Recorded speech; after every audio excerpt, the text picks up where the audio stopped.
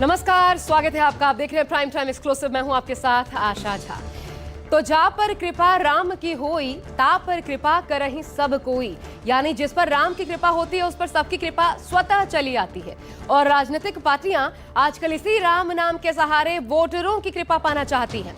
ये बंगाल चुनाव का असर है कि यूपी में अखिलेश यादव तो दिल्ली में अरविंद केजरीवाल हिंदुत्व के पिच पर जबरदस्त तरीके से अपनी फील्डिंग सेट करने में जुटे हैं ताकि बीजेपी को उन्हीं की पिच पर आउट किया जा सके, वो भी श्री राम और हनुमान के सहारे। उत्तर प्रदेश में समाजवादी पार्टी कार्यालय के बाहर पोस्टर लगे हैं, सनातन ही समाजवाद है। यानी अखिलेश यादव जिन पर अब तक बीजेपी तुष्टीकरण के आरोप लगाती रही है वो पार्टी की सोच को लेकर उल्टी गंगा बहाने की पुरजोर कोशिश में है। तो अरविंद केजरीवाल खुद को सबसे बड़ा हनुमान भक्त बताने में जुटे हुए हैं और इसके लिए आम आदमी पार्टी दिल्ली में हनुमान चालीसा का पाठ करवाने की तैयारी में है। देखिए, राम करेंगे अब की बेड़ा पार।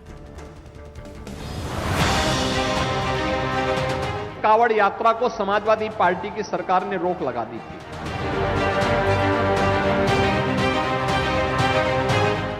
हमारे धर्म में, सनातन धर्म में चढ़ावे की चोरी से बड़ा कोई पाप नहीं है। अयोध्या में हनुमानगढ़ी की सीढ़ियों पर नमाज पढ़वाने का पाप क्यों करवाया गया था? अयोध्या की धरती से सीएम योगी हिंदुत्व और सनातन की उसी पिच पर उतर आए जिससे 2027 की राह आसान दिखती है। जब बताना था कि राम मंदिर में चढ़ावा चोरी क्यों हुई, जब बताना चाहिए था कि क्या बड़े लोगों को बचाया जा रहा है, जब देशवासियों को चढ़ावा चोरी पर जानकारी देनी चाहिए थी, तब सीएम योगी ने सनातन के पिच पर हिंदू मुस्लिम वाली बैटिंग की। जो ये लोग आस्था की बात करते हैं, याद करो ना, इन्होंने तो हमारी पवित्र हनुमानगढ़ी में इन्होंने तो वहां नमाज भी पढ़वाने का काम किया था। कल्पना करिए, क्या कोई जामा मस्जिद में कभी हनुमान चालीसा का पाठ कर पाएगा? क्या सरकारें करवा पाएंगी? क्या समाजवादी पार्टी और कांग्रेस करवा पाएगी?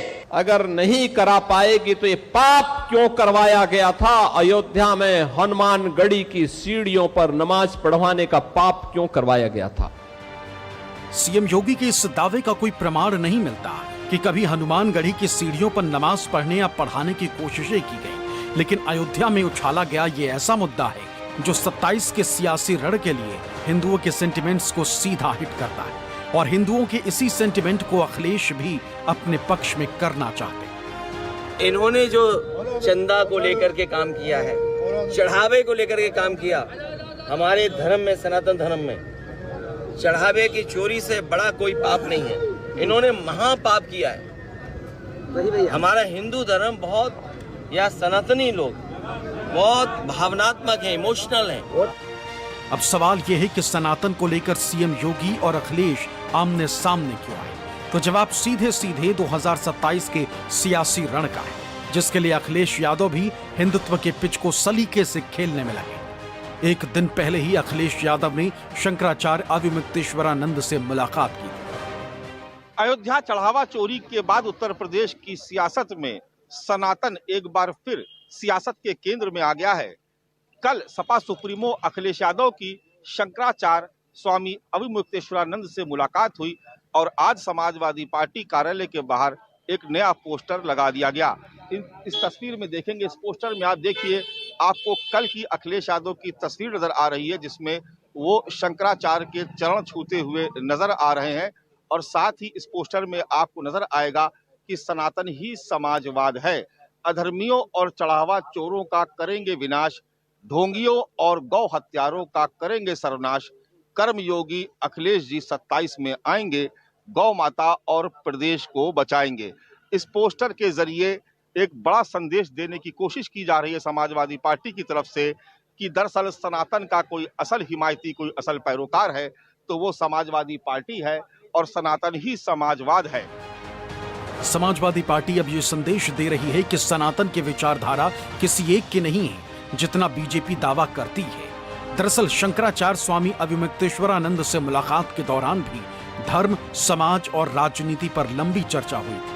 इसके बाद अखिलेश यादव ने कहा कि समाजवाद का मूल भाव ही सनातन की परंपरा में है और यही संदेश अब पोस्टर्स के जरिए जनता तक पहुंचाया जा रहा है। 2027 के विधानसभा चुनाव से पहले तमाम सियासी दल और खास तौर से समाजवादी पार्टी लगातार बीजेपी की हिंदुत्व की पिच पर ही आकर खेलने की कोशिश कर रही है और धुआंधार बैटिंग करते हुए ये कोशिश की जा रही है कि 2027 की सत्ता में वापसी की जाए। और इसी को लेकर के लगातार अखिलेश यादव कभी चढ़ावा चोरी का मुद्दा उठाते हैं, कभी ब्राह्मणों का मुद्दा उठाते हैं, कभी हिंदुत्व का मुद्दा उठाते हैं और आज आप देख रहे हैं कि सनातन का भी वो मुद्दा उठा रहे हैं।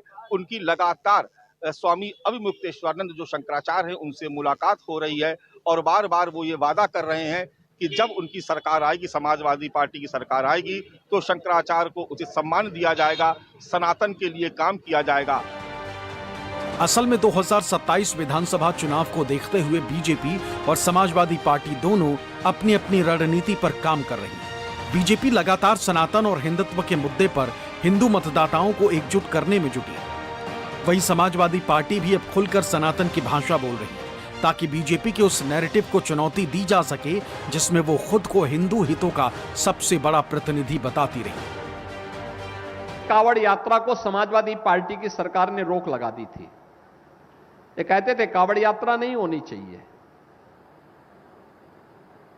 ये लोग दुर्गा पूजा में रोक लगाते थे, श्री कृष्ण जन्माष्टमी नहीं मनाने देते थे, 84 कोसी परिक्रमा पे रोक लगाते थे। समाजवादी सनातनी, क्या उनमें साहस है कि वो जो अन्य धर्म है उनके आगे भी समाजवादी लगाएंगे? मैं तो बहुत हतप्रद हूं, देश भी बड़ा हतप्रद है और देश आज इनके असली चेहरे को देख रहा है। अयोध्या चढ़ावा चोरी विवाद से शुरू हुई सियासी लड़ाई अब सनातन बनाम समाजवाद के नए विमर्श तक पहुंच गई। एक तरफ बीजेपी हिंदुत्व और सनातन के मुद्दे पर अपनी परंपरागत बढ़त बनाए रखना चाहती है, तो दूसरी तरफ समाजवादी पार्टी भी उसी मैदान में उतरकर अपनी नई राजनीतिक जमीन तलाश रही है। ऐसे में साफ है कि 2027 के विधानसभा चुनाव तक उत्तर प्रदेश की राजनीति में सनातन सिर्फ आस्था का नहीं बल्कि सबसे बड़े चुनावी नैरेटिव का मुद्दा बनने जा रहा है। मानस श्रीवास्तव, लखनऊ, न्यूज़ 24।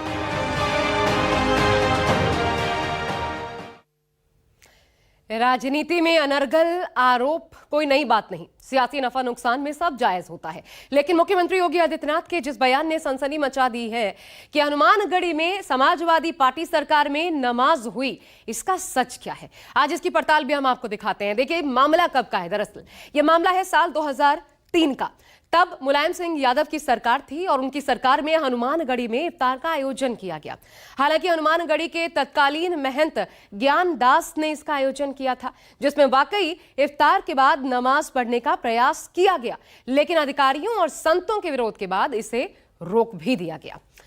तो ये 2003 का मसला। अब इसी पर मुख्यमंत्री योगी आदित्यनाथ ने समाजवादी पार्टी सरकार को निशाने पर लिया है और इस पर पक्ष विपक्ष की अपनी अपनी दलीलें हैं। जिनके कार्यालय में ये आयोजन हुआ, उस समाजवादी पार्टी का पक्ष ये है कि हिंदू मुसलमान एकता के लिए ये आयोजन किया गया, जबकि तब का विपक्ष यानी आज की भाजपा कह रही है कि धार्मिक स्थल पर ऐसा प्रयोग सरासर अनुचित है और इसलिए मुख्यमंत्री योगी आदित्यनाथ हमला करते दिखे।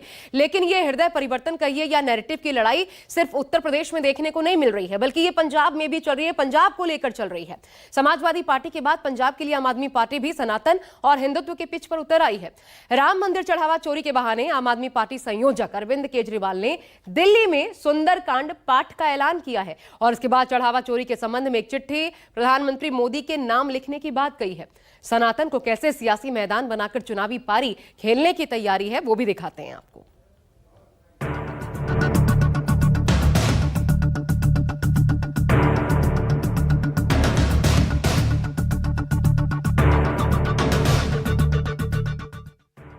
हिंदुत्व ऐसा मुद्दा है जिसका सियासी लाभ बीजेपी को चुनाव में मिलता रहा है। अब विपक्षी दल भी इसी पिच पर राजनीतिक बाजी खेलने की तैयारी में। सपा के बाद आम आदमी पार्टी ने भी दांव चला। आपके राष्ट्रीय संयोजक अरविंद केजरीवाल ने प्रेस कॉन्फ्रेंस की, बताया कि राम मंदिर चढ़ावा चोरी को लेकर दिल्ली के रोहिणी में सुंदरकांड का पाठ कराया जाएगा। रोहिणी में हम लोग सुंदरकांड का पाठ करेंगे। मेरा सभी श्रद्धालुओं से, राम भक्तों से निवेदन है कि सब लोग ज़्यादा से ज़्यादा संख्या में पहुँचें वहाँ पे। एड्रेस है JMD टेंट, जापानी पार्क, सेक्टर 10, रोहिणी। सबको पता है, काफ़ी फेमस जगह है जापानी park, sector 10, Rohini, JMD tent. यहाँ पे ज़्यादा से ज़्यादा संख्या में पहुँचे। 11:30 बजे सुंदरकांड का पाठ होगा। इस धार्मिक आयोजन के जरिए आम आदमी पार्टी संदेश देना चाहती है कि सनातन पर किसी एक राजनीतिक दल का एकाधिकार नहीं। प्रभु श्री राम जितने बीजेपी के लिए आस्था का विषय हैं, उतना ही आम आदमी पार्टी के लिए भी। केजरीवाल का प्लान धार्मिक आयोजन के बाद एक सिग्नेचर कैंपेन चलाने का है, जिसमें प्रधानमंत्री मोदी के नाम लिखे पत्र पर लोगों के साइन कराए जाएंगे और इसे पीएम मोदी को भेजा जाएगा। ये लेटर साइन किए जाएंगे, घर घर भी जाएंगे और हर जगह बहुत सारे, जैसे दिल्ली में हजारों की संख्या में हनुमान चालीसा के पाठ जगह जगह रखे जाएंगे, जिसमें हनुमान चालीसा पढ़ेंगे लोग, हनुमान जी की और रामचंद्र जी की आरती गाएंगे और उसके बाद सब लोग बड़ी श्रद्धा से इस लेटर के ऊपर साइन करेंगे। ये सब लेटर लिख के उसके बाद प्रधानमंत्री जी को भेजे जाएंगे। हमें पूरी उम्मीद है जब भगवान का आशीर्वाद लेके, भगवान की शरण में जाके सब लोग ये काम करेंगे तो जरूर चंदा चोरी करने वाले और रामचंद्र जी के घर में डकैती डालने वालों को सजा मिलेगी। जानकारी के मुताबिक प्रधानमंत्री मोदी को लिखे पत्र में आम आदमी पार्टी ने 3 प्रमुख मुद्दों को उठाया। करोड़ों श्रद्धालुओं ने अपनी गाढ़ी कमाई और जीवन भर की जमा पूंजी राम मंदिर के लिए दान कर दी, जिसकी रसीद तक नहीं मांगी। आज इस चोरी से उनका विश्वास टूटा है। श्री राम जन्मभूमि तीर्थ क्षेत्र ट्रस्ट के हर सदस्य को प्रधानमंत्री ने खुद चुना है, जो उनके बेहद करीबी हैं। ऐसे में इस महाघोटाले पर प्रधानमंत्री की चुप्पी आहत करने वाली है। SIT और FIR महज आंखों में धूल झोंकने की कोशिश है। भगवान राम के घर में चोरी करने वालों को सरेआम फांसी की सजा मिलनी चाहिए। आम आदमी पार्टी पीएम मोदी को चिट्ठी लिखकर राम मंदिर चढ़ावा चोरी के आरोपियों के खिलाफ सख्त कार्रवाई की मांग करेगी, लेकिन इसी बहाने दिखाने की कोशिश है कि आपके सनातन पर कोई सवाल नहीं उठा सकता। लेकिन इसी बहाने दिखाने की कोशिश की है कि आपके सनातन पर कोई सवाल नहीं उठा सकता। Bureau report, news 24। वैसे ये पहली बार नहीं है कि अरविंद केजरीवाल हिंदुत्व के पिच पर बैटिंग करने मैदान में उतरे हैं। वो ऐसा करते रहे हैं और इनके माध्यम से अपने विरोधियों को घेरते भी रहे हैं। लेकिन उनका हिंदुत्व सॉफ्ट हिंदुत्व नजर आता है, जिसमें वो अक्सर कहते हैं कि उनका मकसद देश के 140 करोड़ लोगों को जोड़ना है। आज आपको हम वो बयान भी अरविंद केजरीवाल के दिखाते हैं, जिसमें वो कई बार खुद को हिंदुत्व के पैरोकार के तौर पर पेश करते नजर आते हैं। अरविंद केजरीवाल ने नोटों पर देवी देवताओं की फोटो की मांग की थी। ये मांग साल 2022 में गुजरात चुनाव से पहले की गई थी। उन्होंने भारतीय करेंसी पर महात्मा गांधी की फोटो के साथ भगवान गणेश और माता लक्ष्मी की तस्वीर लगाने की मांग उठाई थी। फिर दिल्ली में अरविंद केजरीवाल सरकार सत्ता में आई तो तीर्थ यात्रा योजना चलाई। मुख्यमंत्री तीर्थ यात्रा योजना के नाम से इस यात्रा में 60 साल या उससे ऊपर के बुजुर्ग श्रद्धालुओं को रामेश्वरम, द्वारका, अयोध्या जैसे तमाम धार्मिक स्थलों की मुफ्त यात्रा करवाई जाती थी। हालांकि रेखा गुप्ता सरकार में भी आधिकारिक तौर पर योजना बंद नहीं की गई है, अब भी चालू है। केजरीवाल तब भी सुर्खियों में आए थे जब उन्होंने हनुमान भक्ति का खुलकर प्रदर्शन करना शुरू किया था और बाकायदा सार्वजनिक मंचों पर खुद को हनुमान भक्त बताते रहे हैं केजरीवाल। कई जगहों पर हनुमान चालीसा पढ़ते नजर आए मंचों पर, यहां तक कि टीवी पर विरोधियों को हनुमान चालीसा सुनाने की चुनौती तक दे चुके हैं अरविंद केजरीवाल। और फिर एक बार राम भक्त हनुमान के सहारे विरोधियों को पटकनी देने की तैयारी में ही जुटे हुए हैं अरविंद केजरीवाल। तो ये आज की सियासत है और शायद इसके पीछे साफ तौर पर बंगाल चुनाव का असर नजर आता है। लेकिन अब आपको हम दिखाते हैं कि राम मंदिर दान चोरी मामले में एक और हैरान करने वाला खुलासा सामने आया है। दरअसल चढ़ावा चोरी को लेकर एक तरफ जांच जारी है, दूसरी ओर जमकर सियासत गरमाई हुई है। इस बीच SIT की जांच में हैरान करने वाला खुलासा यह हुआ है कि गिरफ्तार आरोपियों ने चढ़ावे की चोरी की गई रकम को शेयर बाजार में निवेश किया और न सिर्फ निवेश किया बल्कि पुलिस को एक आरोपी के घर से दस्तावेज मिले हैं। इसके अलावा ब्याज पर भी लोगों को पैसा दिया गया।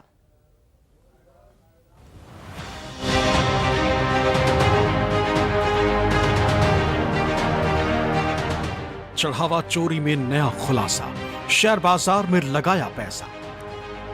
राम मंदिर से चढ़ावा चुराने वाले आरोपी चोरी के पैसे से पैसा छापने में लगे थे। इसका खुलासा उस वक्त हुआ जब SIT ने 3 आरोपियों को 24 घंटे की कस्टडी में लिया। उन्हें जांच के लिए ठिकाने पर लेकर पहुंची। इस दौरान जांच टीम को कुछ ऐसे दस्तावेज मिले जिनसे चोरी की रकम को शेयर बाजार में लगाने का खुलासा। दरअसल 18 घंटे की पुलिस रिमांड के दौरान चढ़ावा चोरी के इन आरोपियों के बैंक अकाउंट खंगाले गए, जिसके बाद ये पता चल सका कि दरअसल ये सभी लोग चोरी का पैसा पहले अपने रिश्तेदारों के बैंक अकाउंट में जमा करवाते थे और वहां से अपने खातों में ट्रांसफर लेते थे। बाद में इसी रकम को ये सभी लोग या तो जरूरतमंदों को ब्याज पर दे दिया करते थे या फिर स्टॉक मार्केट में इन्वेस्ट कर दिया करते थे। अब इस पूरे मनी ट्रेल का पता लगाने के लिए पुलिस ने इन सभी आरोपियों और उनके रिश्तेदारों के करीब 30 बैंक खातों को फ्रीज कर दिया है और तमाम दस्तावेजों की पड़ताल की जा रही है। चोरी की रकम को आरोपी पहले किसी जानकार के अकाउंट में जमा करते, फिर उसे कट मनी के बाद वापस अपने अकाउंट में मंगा लेते। पता चला कि बड़ी रकम आरोपियों ने ब्याज पर लगा रखी थी, जिससे उन्हें मोटी कमाई होती थी। सूत्रों के मुताबिक इन सब के अलावा भी गिरफ्तार आरोपियों ने कमाई का एक जरिया वीआईपी पास को भी बनाया और ट्रस्टियों के करीबी होने का फायदा उठाया। जानकारी के मुताबिक इसमें रामशंकर यादव उर्फ टिन्नू यादव सबसे आगे थे। टिन्नू यादव वीआईपी पास जारी कराकर मोटी कमाई करता था। उसने चंपत राय का करीबी होने का फायदा उठाया, क्योंकि पास जारी करने का अधिकार सिर्फ ट्रस्टी के पास होता है। वीआईपी पास दिलाने के नाम पर प्रति व्यक्ति 2 से 5 हजार रुपए वसूल करता था। हालांकि इस पूरे घटनाक्रम के बाद अब ट्रस्ट के ऑफिस इंचार्ज का कहना है कि चंपत राय, अनिल मिश्रा इस्तीफा दे चुके हैं, जबकि गोपाल राव भी जांच के दायरे में, इसलिए अब इन्हें वीआईपी पास जारी करने का अधिकार नहीं। गोपाल राव जी को भी अथॉरिटी थी कि वीआईपी पास को लेकर के? हाँ, क्यों नहीं थी। गोपाल राव जी तो चंपत जी के सहयोगी के रूप में आए थे, तो पूरा अधिकार था उन्हें हर चीज का। वीआईपी पास पे लगभग इस समय बंदी सा है, क्योंकि जिन लोगों की आईडी भी बनता था उन सब लोगों ने, जैसे चंपत जी हैं, अनिल जी हैं, इस्तीफा दे रखा है। गोपाल राव जी हैं, वो भी इसका विरत है। अब आप इसी बात से अंदाजा लगाइए कि गिरफ्तार आरोपी किस तरह आस्था के नाम पर वसूली गैंग चला रहे थे। हालांकि अभी 8 आरोपी जेल में बंद हैं, लेकिन इनकी निशानदेही पर लगातार सनसनीखेज खुलासे हो रहे हैं। मानस श्रीवास्तव के साथ ब्यूरो रिपोर्ट, न्यूज़ 24।